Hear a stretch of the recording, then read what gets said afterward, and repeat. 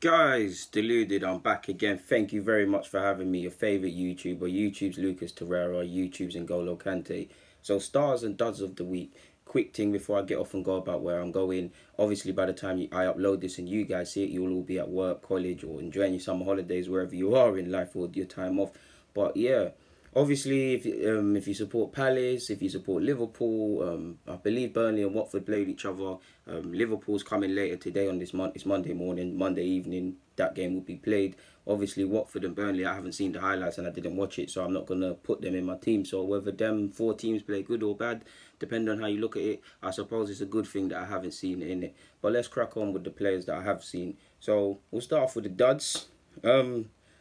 I think I got to go Haymar in goal. I believe that's his name, the Huddersfield keeper. I mean, there's no shame in losing to City. We lost last week, and it could have been a scoreline like yours under different circumstances if they took their chances.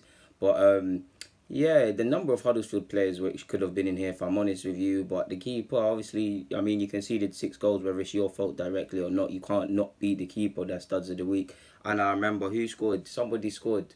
I can't remember who it was, but he spilt a shot and they tapped it in, City. So he's got to be there. Hamer's in goal. A few of the West Ham players could have been here, people. I could have put Balbena, I believe his name is. It could have been Obona. A couple people could have been here. But I'm going to go with Zalbaleta. Just in the basis of the highlights I saw, he didn't look quite at it. A number of them players didn't. Another Huddersfield player has to play in Congolo, the centre-half. It was long for him against Manchester City. Again, you're playing against Jesus, you're playing against Sergio, they didn't even play with them at mad attackers. Mendy was stressing guys, so there's no shame. Everybody got ripped for Huddersfield. No one played good really and truly, but I felt he, like his keeper, was one that was getting stressed out a bit more than others. So Congolo's going to go in centre half. Next to him's going to be Eric Bailly. Now I rate him a lot. I believe he's one of the best centre halves in the Premier League, but he's extremely inexperienced when you see the games he's played. He's still quite young, and for all his quality, he lets himself down with the concentration. I mean, silly pen to give away, just coming crashing down the back. Second half, it became a bit comical from Bailly. I mean, if I'm poking holes at his performance, United won last week, but even between him and De Gea last week, there's just a couple things stopping Bailly from being a real top centre half. I think he's a good centre half, one of the best in the Premier League, but he's got a lot to pattern up. And I mean, for me, I'd probably, just at this moment in time, the three centre-halves at Spurs I believe he's probably top 5, but the three centre-halves at Spurs are better than him for me anyways, because I've got a lot of time for Davinson Sanchez, as you know. But Bailly's normally 30. He had a bad game, and so did a lot of United players, so he's going to be there as well. Kennedy doesn't play left back anymore. He ain't at Chelsea, but Kennedy, just to get into the team, is going to have to play there for me. I mean, disaster class, should have been sent off, missed a penalty, just the passes weren't on target to teammates. Just the most Brazilian performance from all the Brazilians this year, this Premier League week. So Kennedy's going to complete the back five. So to recap, Haymar, Zabaleta right back, Kennedy obviously at left back, Congolo and Eric Bailly will complete the pairing at centre half. Stepping into midfield now, I mean, Mesut Ozil's got to get the 10 role, completely anonymous. Yeah, like the less said on Mesut Ozil, the better. Fred of Manchester United's got to be in here as well, and I believe Mata has to as well because they were poor. Yeah, Xhaka could have been in here as well. To be honest, even though Mkhitaryan got a goal and an assist, that's probably what saved him from being in this. He could be in here as well.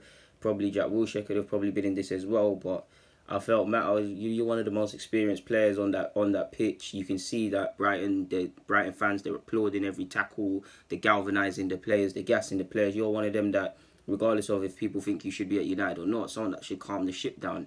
And between you and Ashley Young, it was quite Young could have been in here as well. It was quite poor marking, I believe, for the goal. Young's caught similar to Arsenal versus Chelsea, caught inside. Matta's nowhere to be seen, so Matta's got to be there. Fred's definitely got to be there, playing like a headless chicken. I like Fred a lot, but he's moving like a headless chicken. He needs. I do believe there's some player of some level there, but the first 2 games he's played, in my opinion, for United haven't been up to standard. He's still adjusting, but he's got to be in the duds. So Mata, Fred, and Ozil complete up front. I mean, the midfield options.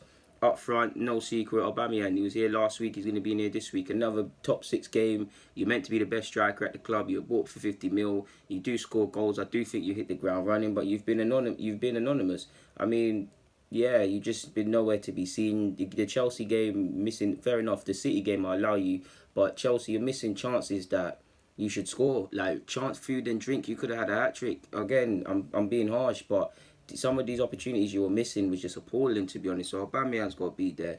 Martial's got to be there as well. He had a big chance. I don't know where his head's at. I don't want to get into it, but you know, with all being fined for leaving United's base after the birth of his child and whatnot, and rumours he wants to leave the club. I don't know where his headspace is at in it, but all I know is that he could have put in a statement, whether it's to show you, Jose, that I could start for United, or if it was to put himself in the shop window with the market European-wise closing soon. He could have put in a good performance, and I felt it was very anonymous today. Yesterday. So Martial's got to be there.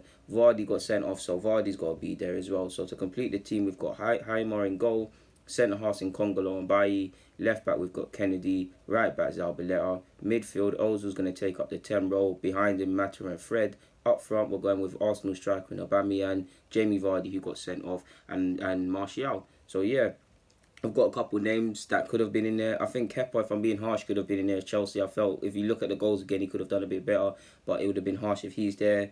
Lowe and Smith, the fullbacks for Huddersfield, could have been in here. Obona could have been in here. Xhaka, Mkhitaryan, Chambers, Fosu-Mensah. To be honest, the whole of Huddersfield, if I'm completely honest with you, while bearing of West Ham, there was a couple names that really and truly could have been here. But moving on to the stars, I'm going to give it to Cech in goal, man, purely because between him and Gudetti, they're the only two Arsenal players that could leave the pitch with definitely, in fact, even more Cech that, okay, I've left with some sort of pride intact. Cech conceded 3 goals at the end of the day, but for me anyways, it could have been a lot worse for Arsenal, in my humble opinion. It really could have been a lot worse. So I'm going to go with him in goal. It's a bit weird in regards to the fullbacks. I'm going to go with Trippier because that was a bad boy free kick. I believe Mendy's got... There was a couple fullbacks who I would have put in here as well, but Mendy tipped the balance for me. Got like 3 assists. He terrorised Huddersfield, considering that... in hindsight, you can see why Pep Guardiola made the changes for that game he did. But considering he dropped all his wingers and he dropped Kyle Walker, who's very much a winger these days in the sense that he's an outlet. Mendy showed what he's on. He terrorised the fullback. He got on behind. And not only that, he put in a tackle when needed. Obviously, the 2 free assists, tip of the iceberg for him. Mendy probably for me, just looking at all the Premier League players, regardless of positions, between Sergio and Mendy, I'd probably say Mendy was the best performing Premier League player or individual performance I've seen this game week, to be honest. And I really like Mendy. I believe he's definitely top 2, if not the best left back, in the Premier League. Obviously, he needs to prove it because he had injuries and whatnot. But Mendy's going to go at left back. I've already told you Trippier at right back. Centre half, we're going to go with Ndidi in an unfamiliar role in centre half. I'm only going to put him at centre half, people, purely because I wanted to get some other midfielders in. I'm a bit of a harsh critic on Ndidi. I believe there's a player in there, but I'm a bit harsh on him for some reason. I don't know, but I like him. So he's going to go in centre half. I'm going to put Duffy of Brighton as well. Let himself down conceding the penalty literally in the last 30 seconds of the game. But he put in a committed performance and his goal is just the tip of the iceberg, icing on top of the cake or whatever for Brighton. So I'm going to go with him. I'm going to go with Jorginho of Chelsea. Absolute masterclass in my opinion. And by masterclass, I don't mean he set up 10 goals. He done madnesses and stuff. But if you just saw the assurance he gave the back line, he always did the passes he was doing. Just little things in it. Like these sort of midfielders I've got a lot of time for in it. So Jorginho's going to be there. I think he was in my thing last week. I'm going to go with Guendouzi as well. Guendouzi, however you want to pronounce his name, of Arsenal in midfield as well. Another mature beyond his years. Another one like Cech, like last week. The only 2 players that can leave with some sort of pride. So I'm going to put him.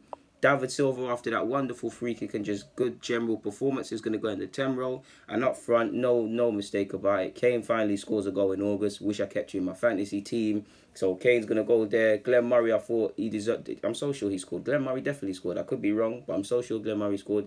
But it wasn't even the goal from me. It was a very mature performance from an experienced player. He got smart fouls. He made sure he committed fouls up until the point where he got a yellow. He worked very hard for his team, and just that real experience and street strikingness, street smartness from Glenn Murray. And you can tell he's been around the block a lot. So Glenn Murray's going to go up front with me with Kane.